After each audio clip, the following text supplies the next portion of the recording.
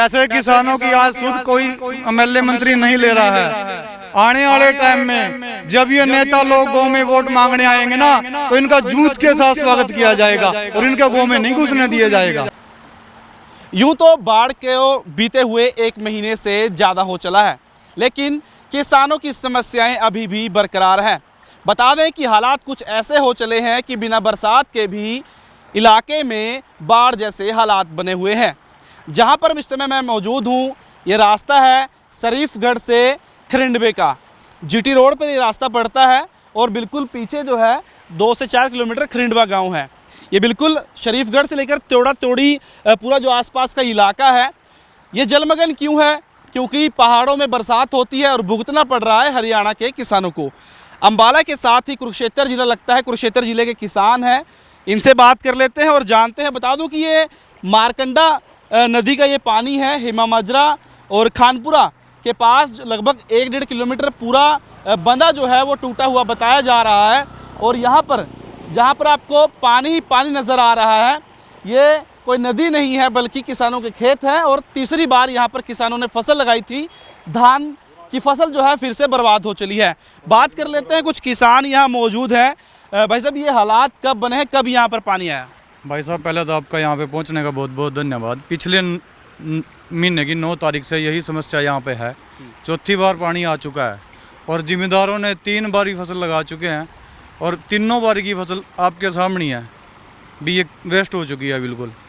इसके बाद हम गन्ने को मजबूत फसल मानते हैं, उस गन्ना भी बिल्कुल समाप्त हो चुका है। आप देखना ये गन्ने का क्या हाल है और यहाँ से आने जाने का रास्ता सारा बंद हो चुका है। अब इसके बाद किसान आप बताओ भी कहाँ जाए?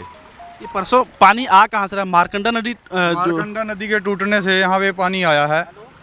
ये जो बांध टूटा है, खनपुरा तंदवाड़ स्वत्ता से बांध टूटा है, लगभग 1.5 किलोमीटर का वहाँ बांध टूटा हुआ है। जितना पानी वहाँ से निकल रहा है वो सारा यहीं से होके निकल रहा है। लगभग 50 से 60 गांव इससे प्रभावित हैं। मारकंडा नदी से लेकर पिपली तक जितने भी इसके पानी के इलाके में आ रहे हैं, बिल्कुल सारी फसल वेस्ट हो चुकी है। तो ये तीसरी बार धान लगाई थी? हाँ, तीसरी बार धान लगाई थी जी। कुछ और लोग इनसे बात कर लेते हैं। हमारे यहाँ ड्रेन बैंतन नाला बोलना जी ना, इसकी बिल्कुल भी पटड़ियाँ नहीं है जी। ये इसमें ना सफाई करके गए, मैं 2 बार आई लिया मशीन लेकर, बिल्कुल भी इसकी सफाई नहीं हुई जी। और इसमें पोड़ियाँ लग रही हैं जो बहुत नीची हैं, हमें 2-2 फुट पानी रोक रही है जी में, और सफाई नहीं है जी इसकी बिल्कुल भी। यहाँ पटड़ियाँ बिल्कुल नहीं है, ख़त्म हो रही बिल्कुल। और मैं 2 बार आएगा यहाँ नहीं चले गए जी, नहीं पैसा ले जाए यहाँ देगा जी। आप बताइए, ये तीसरी बार फसल बर्बाद हुई तो अब आगे किसान क्या करेंगे? बस अब की बार किसान जीरी की फसल को छोड़ देंगे यहाँ पर, और कुछ इनके जो चारा रहा, सरकार भी इनका साथ नहीं दे रही। इस मौके पे कोई अफसर नहीं आया यहाँ, कोई सरकार का नुमाइंदा तक नहीं आया देखने के। आते हैं सब आश्वासन दे के चले जाते हैं। यहाँ पे कोई विपक्ष कुछ नहीं, कोई भी मुद्दा नहीं उठा रहा। हर बार हमें इसी बार का झेलना पड़ता है। चौथी बार हो चुका है ये। हम कहाँ जाए बताओ? कोई फसल लगाने की जरूरत नहीं है, बस कोई स्थिति रही जिम्मेदार की अब की बार। तो नुकसान है। कुछ बुजुर्ग हैं, इनसे बात कर लेते हैं। आप आगे आ जाइए। अच्छा, ये बताइए, जैसे बरसात होती है, बाढ़ आती है, लेकिन ये पहली बार हुआ या पहले भी होता है कि बिना बरसात के भी बाढ़ आ गई इलाके में?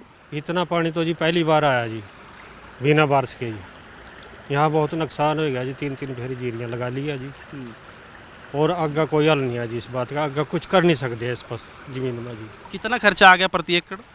खर्चा जी 45,000 खर्चा है गया जी, 3 बार फसल लगाने में। लेबर ने कितने पैसे लिए लगाने के? लेबर जो कुछ 6,000 रुपये ले रही जी। और मोल पौध ले आए जी बाहर से। कहाँ से लेके? 4,000 की बाहर से, कोई त्रोड़ी ते ले आए, कोई जीन ते ले आए जी। 4,000 की पौध लीजिए, 6,000 दवाई, किराया अलग है। 1500 रुपये मरला पौध का ले जी, 1500 रुपये मरला, 500 रुपये मरला पढ़ाई दी उसकी। और कोई जीन से ले आया, कोई 2-2, 3-3 हज़ार रुपये टम्पा किराया दिया जी, ठीक है ना जी। और उसके बाद लेबर ने डबल कर दिया अपना रेट। जो जीरी 3,000 में लग रही थी, 6-6 हज़ार में लगी पौध पट्टी। लोकल लेबर थी या बाहर की? लोकल की भी लेबर भी, बाहर की, सब ने रेट बढ़ा दिया। किसान की मजबूरी का रहे आदमी फायदा ठहरा जी। तो कहते हैं कि किसानों ने उनकी मदद की है बाढ़ में उनकी? नहीं, ऐसा है जी, ये जो हमारा जमीन है इसमें गेहूँ पहले बिल्कुल नहीं होती थी, इसमें जीरी की फसल हुआ या गन्ना हुआ। तो ये जो अब की जीरी नहीं हुई तो गेहूँ तो होती नहीं इसमें, तो किसान कहाँ जाएगा जी? जहर खावागा, मरागा और क्या करेगा जी? तो जैसे अभी नई पीढ़ी है, सारे विदेश भाग रहे हैं, ये हालात देख के कोई खेती करना चाहेगा कोई? खेती तो जो माँ हमारे जो उम्र है 48 साल की, हम तो खेती कर रहे हैं जी।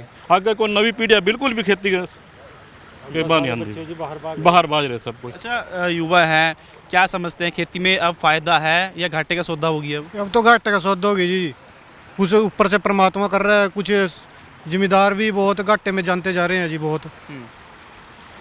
जी 2018 में एक ओलावृष्टि हुई थी, उसके बाद एक ऐसा सीजन चला, हर साल कोई ना कोई तरीके से फसलें बर्बाद हो जाती हैं। अन्नदाता 6 महीने में पूरी मेहनत से कोशिश करता है, धरती का सीना चीर कर दिन रात पसीने में लगा रहता है कि किसी तरीके से अनाज पैदा कर सके, लेकिन जहां सरकार से लगातार किसान मांग करते हैं कि दाम सही मिलने चाहिए, उसके उलट जो है प्रशासन, सरकार जो है वो उस किसानों की मदद नहीं कर पाती।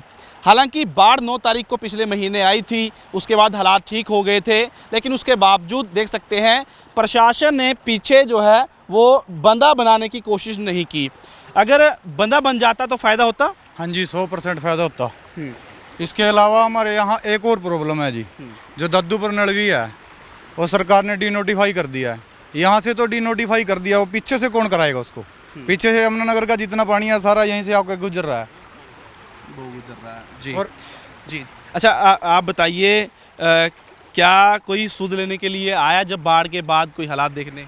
यहाँ पे कोई भी सूद लेने के लिए नहीं आया, और यहाँ पे किसान की मजबूरी का और लाचारी का मजाक उड़ाया जा रहा है, ठीक है। और यहाँ पे जो बोरवेल है उस पर 5 लाख रुपए खर्चा आता है।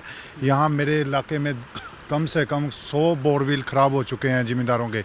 तो गरीब ज़िम्मेदार कहाँ से, जिसकी फसल नष्ट हो गई वो आगे बोर भी नहीं करा सकता, कहाँ से लेके आएगा 5 लाख रुपए? सरकार पोर्टल कर रही है, पोर्टल पे चढ़ाओ। पोर्टल पे क्या है, 15,000 रुपये किले का बोला हुआ है सरकार ने।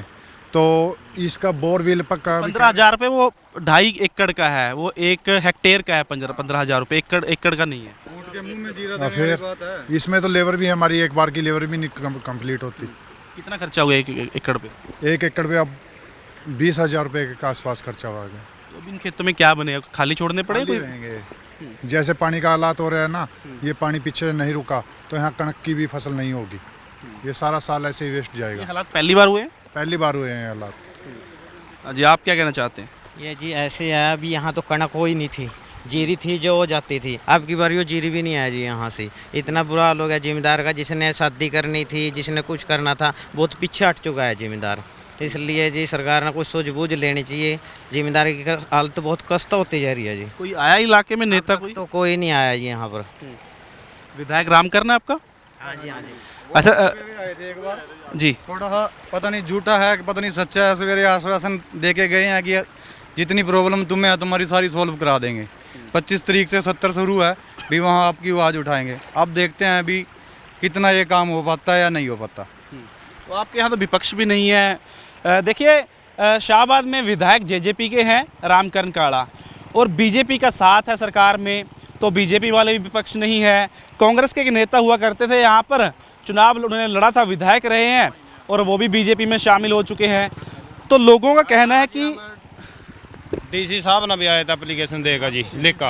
हाँ, डीसी साहब भी नहीं आए जी, कोई सुनवाई नहीं आई जी हमारे यहाँ बिल्कुल भी। डीसी साहब ना एप्लीकेशन लिख कर देकर आए थे जी वहाँ कोई पर। अधिकारी आया कोई? ना कुछ नहीं आया जी बिल्कुल भी जी। विपक्ष का ना कोई पक्ष कुछ नहीं आया जी। हाँ जी, पोर्टल पे चढ़वा लिया जी, कोई उसमें भी नहीं आया ना। पोर्टल पे तो चढ़वा लिया, अभी मुआवजा देंगे आपको, यहाँ देखने तक नहीं आया कोई, गिरदावरी तक कोई मौके पे तो किसी ने भी नहीं किया ना आके भी कोई हमारी फसल का कोई दोबारा लगा रहे हैं, क्या करें। 2 बार नष्ट हो गया है। पोर्टल तो एक बार भी चढ़ सकते, 2 बार तो चढ़ नहीं सकता पोर्टल पे, एक बार भी देखने नहीं आया।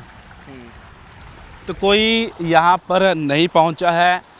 दर्शकों को बता दूं कि जो अम्बाला दिल्ली हाईवे है, बिल्कुल ही रोड से 2 किलोमीटर 3 किलोमीटर हम थोड़ा दूर खड़े हैं। शरीफगढ़ से लेकर खरिंडवा का ये रास्ता है, कनेक्टिविटी भी बंद हो चुकी है, कट चुकी है, और पूरा इलाका जो है वो जलमग्न है। कारण क्या है?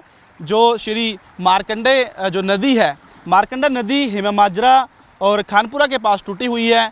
1-1.5 किलोमीटर में कोई बंदा नहीं है, लेकिन हैरानी की बात यह है कि पहाड़ों में बरसात हो रही है और खामियाजा भुगतना पड़ रहा है अम्बाला के किसानों को, कुरुक्षेत्र के किसानों को।